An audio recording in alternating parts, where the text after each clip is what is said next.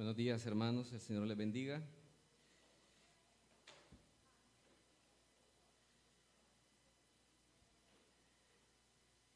En el libro de Juan, en el capítulo 13,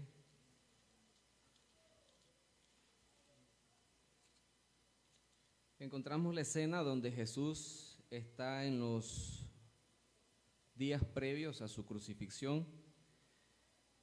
Y Jesús les da a sus discípulos una lección antes de ser entregado y crucificado. Se encuentra entonces Jesús en una reunión con sus discípulos y les da un ejemplo de amor. Este pasaje nos dice de esta manera: entonces, cuando hubo salido, dijo Jesús: ahora es glorificado el Hijo del Hombre y Dios es glorificado en él. Estoy leyendo en Juan 13:31. Si Dios es glorificado en él, Dios también le glorificará en sí mismo y enseguida le glorificará. Está hablando Jesús de su crucifixión.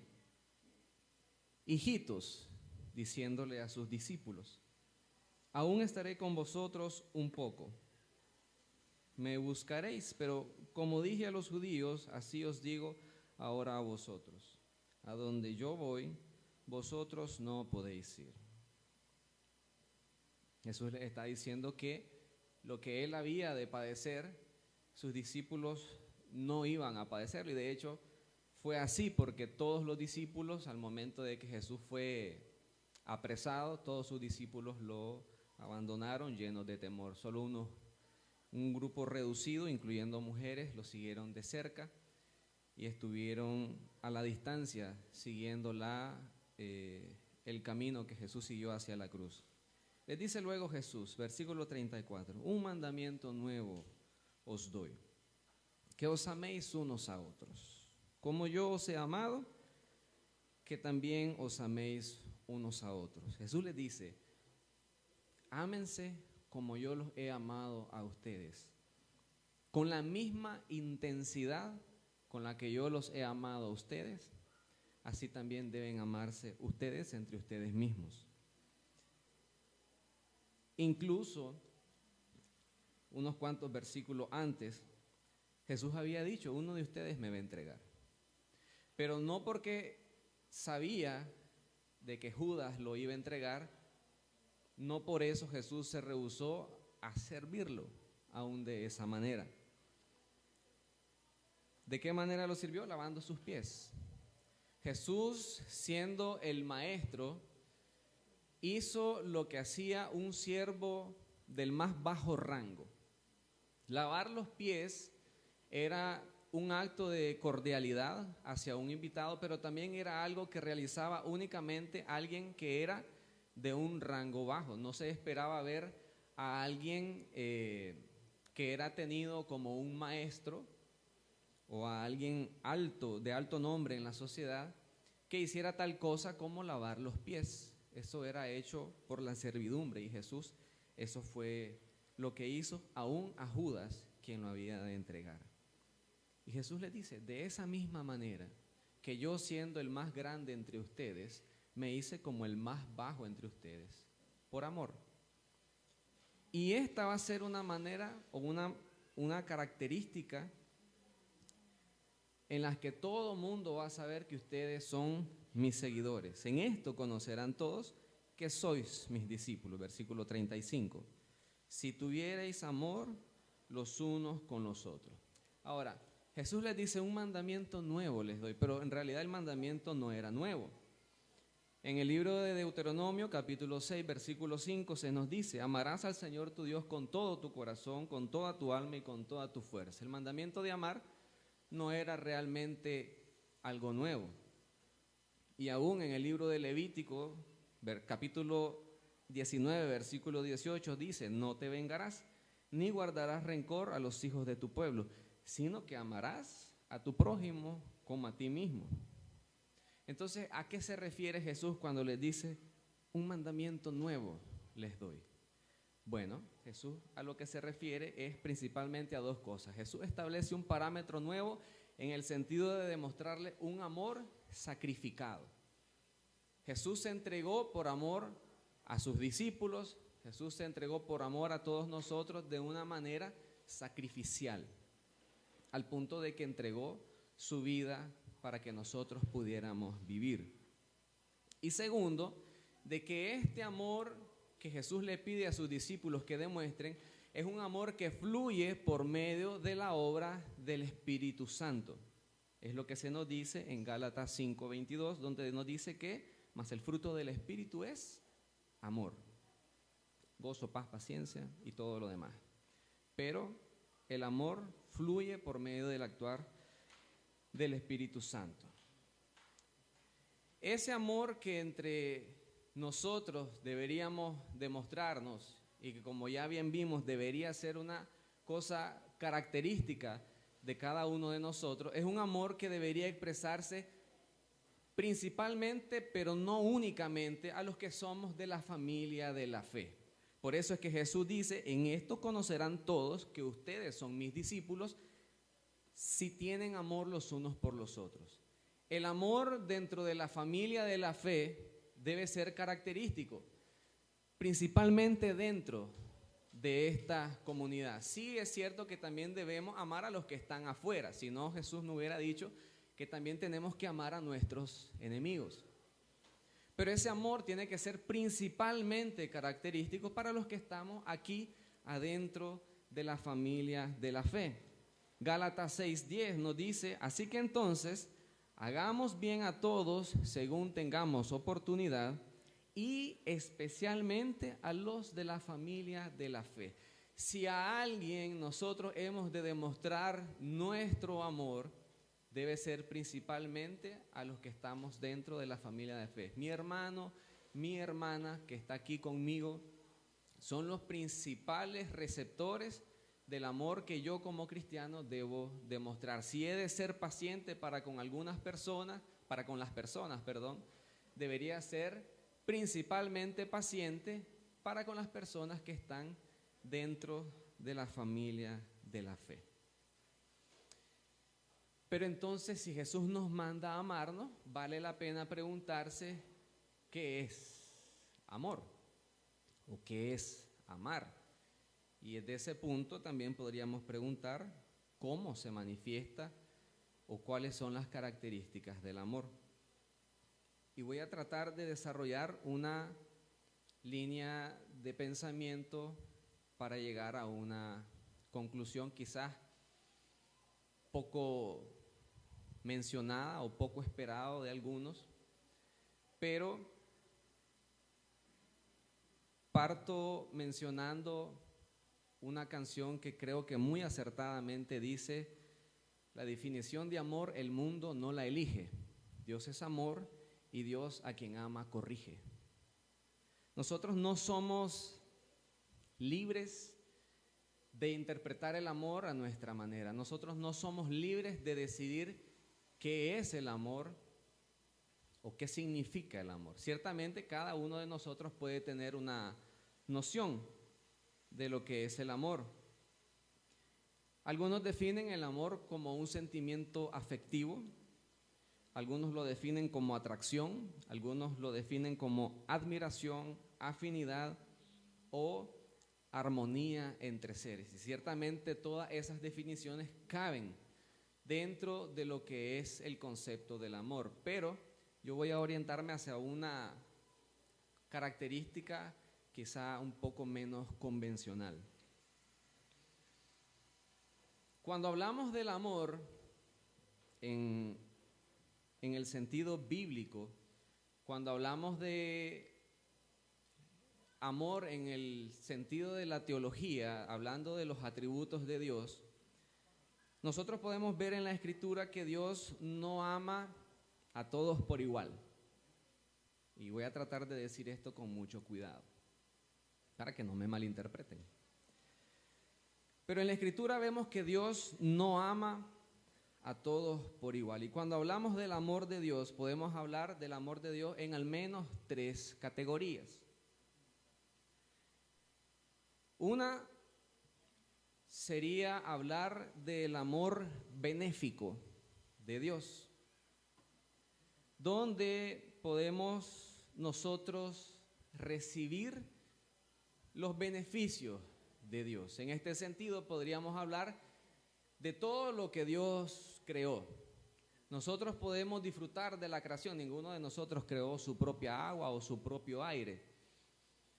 Y todos nosotros disfrutamos de lo que Dios ha creado. En el principio creó Dios los cielos y la tierra. Y todo cuanto existe, existe por obra de su mano. Y nosotros disfrutamos de los beneficios, del amor que Dios nos da a todos por medio de su creación.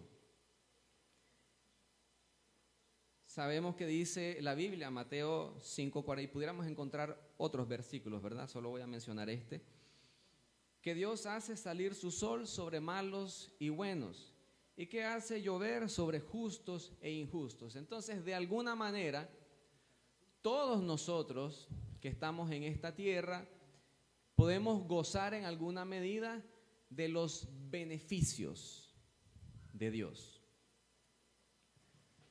Una segunda forma es que podemos hablar del amor benevolente de Dios. El primero es el amor benéfico de Dios, donde recibimos sus beneficios, por ejemplo, los beneficios de su creación.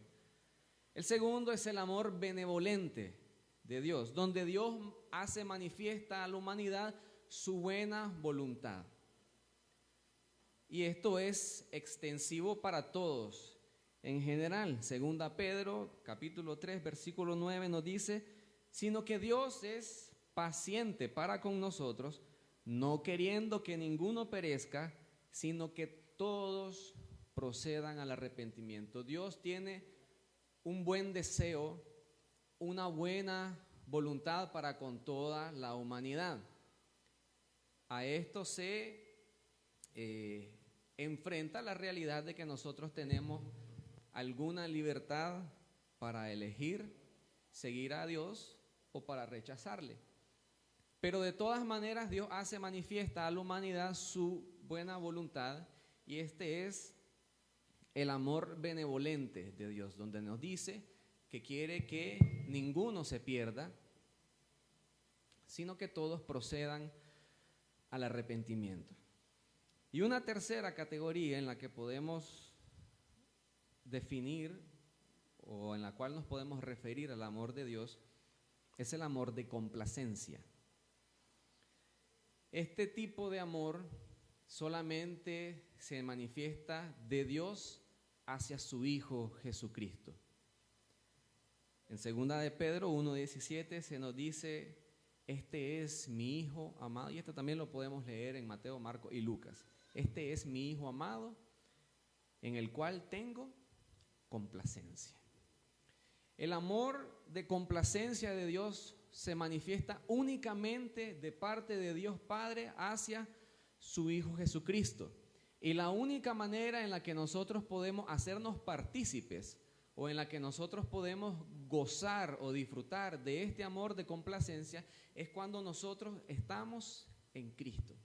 Solamente a través de Jesucristo nosotros podemos también experimentar este amor de complacencia. La humanidad en general tiene posibilidad de experimentar el amor benéfico de Dios, el amor benevolente de Dios, pero solamente aquellos que están en Cristo pueden gozar de ese amor de complacencia que Dios expresa únicamente a través de Jesucristo. No se dijo acerca de ninguna otra cosa o de ninguna otra persona, de ningún otro ser que Dios haya dicho, en este tengo complacencia. Y la única manera en la que nosotros podemos ser aceptados delante de Dios es únicamente a través de Jesucristo.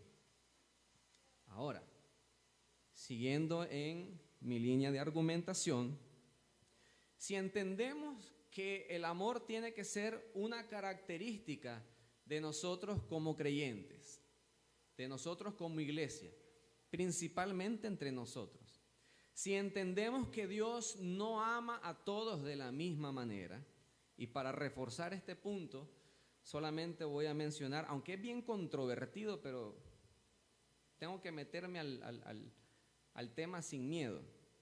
Pero la Biblia también nos enseña que de la misma manera en que Dios nos ama, también la Biblia dice, Salmo 5:5, los insensatos no estarán delante de tus ojos, aborreces a todos los que hacen iniquidad. Salmo 11:5, Jehová prueba al justo, pero al malo y al que ama la violencia, su alma los aborrece. De la misma manera que Dios nos demuestra su amor, de la misma manera también la Biblia nos enseña que Dios rechaza, aborrece a los que hacen la maldad. Entonces, de esto podemos concluir o llegar a una conclusión diciendo de que cuanto mayor sea nuestro afecto por lo que está bien, tanto mayor será nuestro rechazo por lo que está mal. Entonces, el amor no va a ser únicamente aquel sentimiento que expresamos hacia el objeto de nuestro amor. Por ejemplo, el amor de no voy a decir una madre porque no solo las madres aman, el amor de un padre también hacia su hijo o hacia su hija. Si usted ve que un niño pequeño está jugando en su casa, por ejemplo, y que el niño se ve atraído hacia algo que va caminando por el piso, digamos un alacrán, pues, y el niño le llama la atención, obviamente el niño no sabe el peligro que eso implica y el niño intenta acercarse. Ninguno de ustedes va a permitir que ese niño se acerque a querer agarrar al alacrán. ¿Por qué? Porque lo va a picar y eso podría resultar siendo muy malo. Ninguno de ustedes va a permitir que un niño que está jugando en la calle se cruce la calle libremente, porque sabemos que es lo que puede pasar, que venga un vehículo y la cosa termine mal. Entonces, ese amor que nosotros expresamos hacia esta persona, en este caso de un padre hacia su hijo, también se manifiesta como un rechazo hacia todo aquello que afecta o que daña la integridad del objeto de mi amor. ¿Sí me estoy dando a entender? Si yo digo que amo a mi hijo, a mi hija, y no lo aparto de todo aquello que pudiera hacerle daño o que pudiera dañar su integridad, difícilmente yo voy a poder decir que lo amo, porque el amor también protege, el amor también cuida. Entonces, si yo amo a mi hijo, voy a apartarlo de ese alacrán o voy a impedir que él se cruce la calle de manera imprudente porque no sabe al peligro que se está exponiendo. Entonces, todo aquello que amenaza o que pone en peligro el objeto de mi amor, yo debo rechazarlo. Y en este sentido, la Biblia también nos dice en el Salmo 119, 104, de tus preceptos recibo entendimiento, por tanto aborrezco todo camino de mentira. Si nosotros decimos amar a Dios y por tanto amamos su palabra porque es la manera en la que Dios se ha revelado a nosotros, nosotros también debemos entonces rechazar todo lo que es falso, todo lo que es mentira. Si amamos a Dios, amamos la verdad. Dice Juan 17, 17, santifícalos en tu verdad, tu palabra es la verdad. Y si yo amo a Dios, amo su palabra, y si amo su palabra que es verdad, yo debo entonces rechazar todo aquello que es mentira. ¿Por qué? Porque todo camino de falsedad, toda mentira, atenta, número uno, contra la integridad de Dios, porque una falsa representación de quién es Dios, de quién ha hecho, de su obra redentora. Y número dos, por los efectos que la mentira tiene sobre todos aquellos que la creen.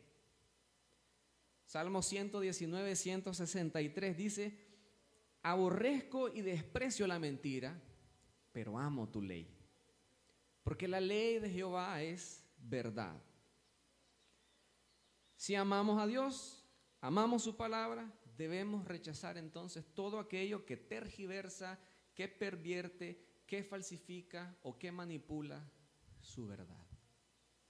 Si nosotros hemos de demostrar amor por Dios, debemos demostrar también amor por su verdad. Y rechazamos entonces como iglesia la falsa doctrina, las falsas enseñanzas, porque son un atentado contra el carácter de Dios. Y eso fue un llamado de atención que se le hizo en el pasaje que leímos al inicio a la iglesia de Éfeso. Versículo 6 del capítulo 2 de Apocalipsis. Pero tienes esto, que aborreces la doctrina de los nicolaítas, las cuales yo también aborrezco. ¿Quién es el que dice eso? El ángel de la iglesia en Éfeso. Son representaciones de Cristo hablando hacia las iglesias. El que se presenta como el ángel es Cristo mismo, el que tiene la autoridad para juzgar a las iglesias, el que tiene el conocimiento de qué es lo que está bien y qué es lo que está mal en las iglesias. Por tanto, Él es el que escribe. Y le dice a la iglesia de Éfeso: conozco tus obras, conozco todo tu trabajo. Y le da una serie, digamos, de elogios. Pero en medio de todo eso, también le da una advertencia o un llamado de atención. Le dice: has perdido tu primer amor. Tenés cosas buenas, pero también tenés esto. Y entre las cosas que le menciona eso, pero tiene esto, que aborreces la obra de los nicolaítas. Los nicolaítas eran los seguidores de Nicolás de Antioquía, el que se menciona en el libro de Hechos capítulo 5, que fue elegido de los 7 diáconos, que obviamente Nicolás fue un falso creyente que luego se convirtió en apóstata y que también seguía la misma línea de la doctrina de los baalamitas.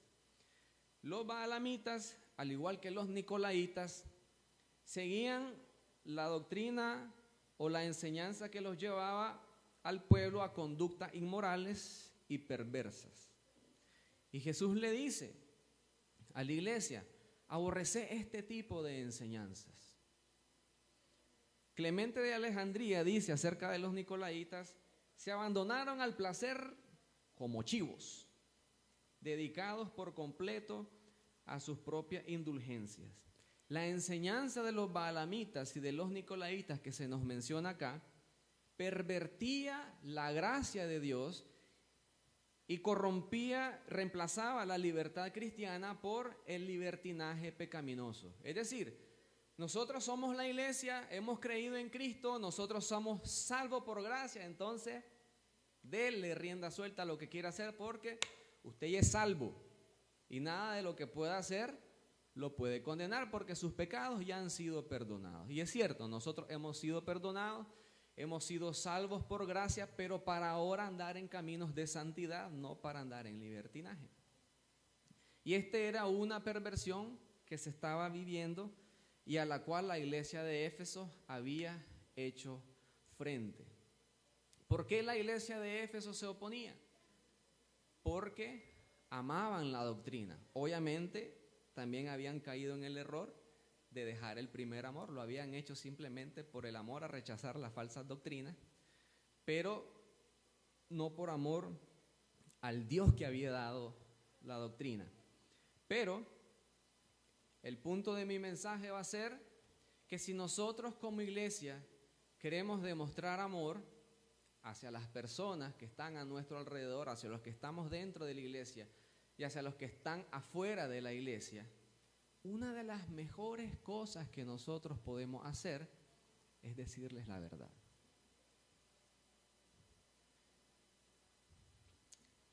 En este tiempo, amor es amor, dicen por ahí. Simplemente hay que amar Y no importa lo que hagas, simplemente hay que amarlo.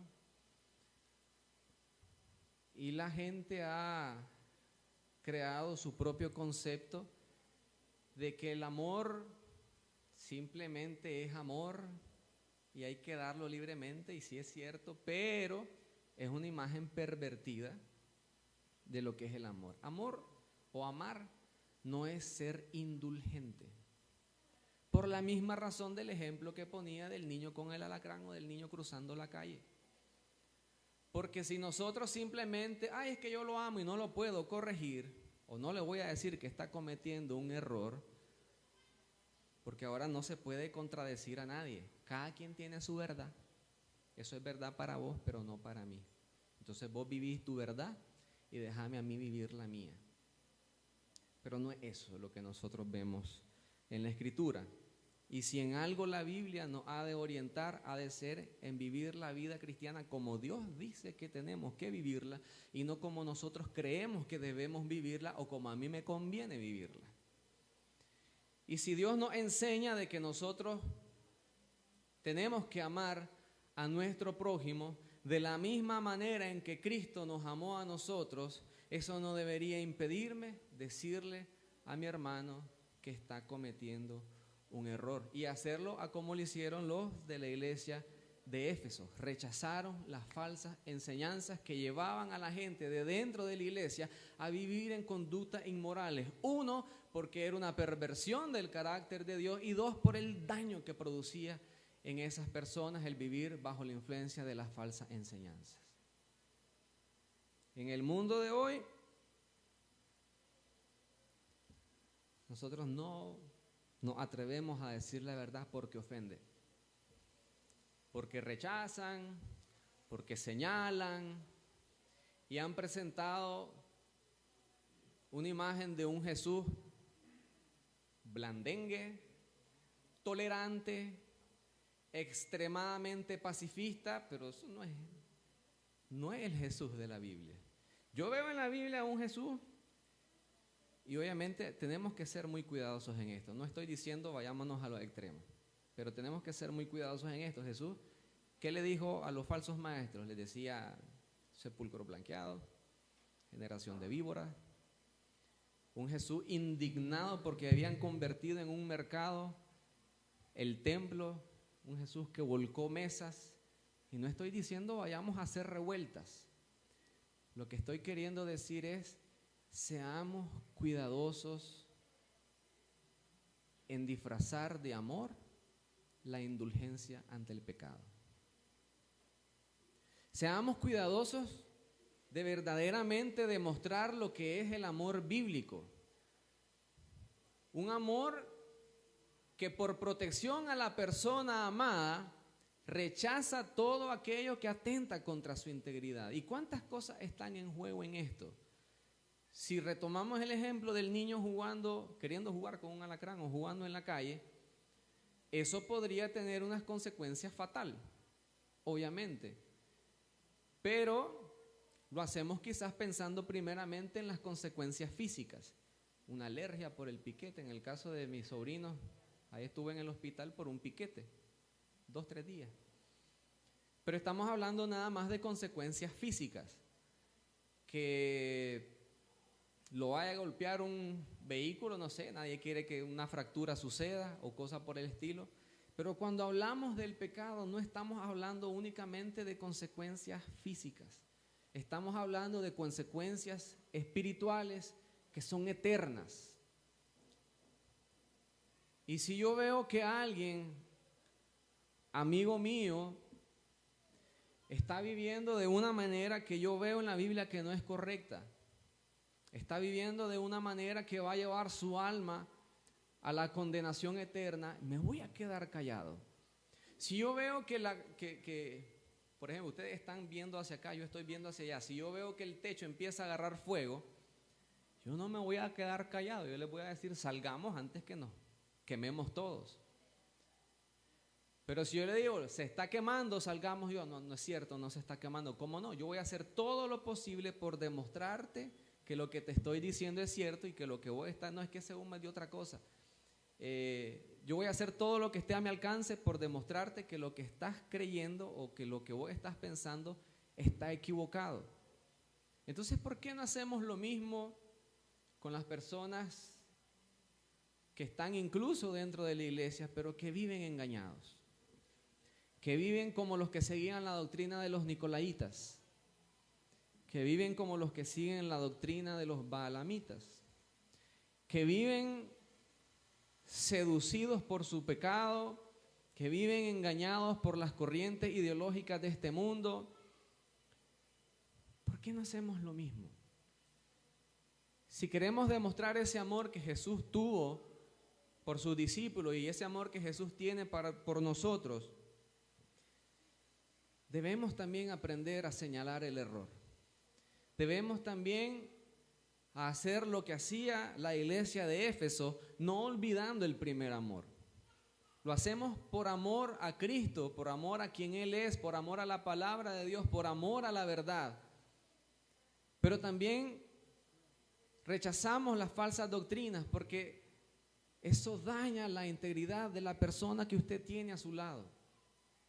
¿Qué tal si nosotros empezamos a creer eso, de que como somos salvos por gracia podemos vivir de la manera que nos dé la gana? Eso simplemente va a ser evidencia de que no hemos sido verdaderamente salvos. Y usted tiene que salir de ese error, porque eso está atentando contra su destino eterno. Pero no, tenemos que amarnos. Él tiene la razón a su manera. No.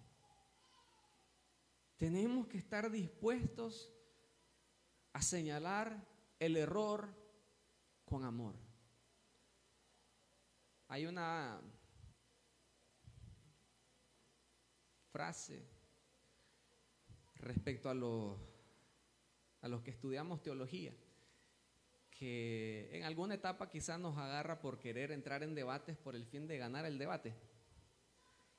Y entonces se nos amonesta o se nos dice que no deberíamos entrar en discusiones por el fin de debatir o por el fin de demostrar que tenemos la razón, sino con el fin de salvar un alma del error. Entonces debemos estar dispuestos a confrontar el error con el objetivo de salvar a la persona del error y por lo tanto salvar su alma de la perdición eterna. Seamos esa iglesia que ama a Dios, que ama su verdad, que se ama entre ella misma y que por ese amor que nos debe caracterizar, que por ese amor podamos proclamar la verdad a los que están afuera, proclamar la verdad a los que están adentro y que están viviendo en un error, con el fin de salvar esas almas del castigo eterno. No permitamos que sean seducidos por el error, que sean engañados y que ese engaño tenga la consecuencia eterna de la perdición. Que verdaderamente podamos nosotros llenarnos de tanto amor por Dios, de tanto amor por su palabra, que eso nos inspire a con amor proclamar su verdad sin temor a lo que digan de nosotros, porque de todos modos Jesús dijo: a mí me rechazaron, a ustedes también los van a rechazar. Sin temor, sin pensar primero en lo que van a decir de nosotros, sino pensar realmente en honrar a Dios por medio de la proclamación de su verdad. Que ese amor sea el característico, sin caer en la indulgencia, sin caer en el miedo del rechazo, sino que como la iglesia de Éfeso, confrontar las falsas doctrinas, pero sin perder el primer amor. Amén.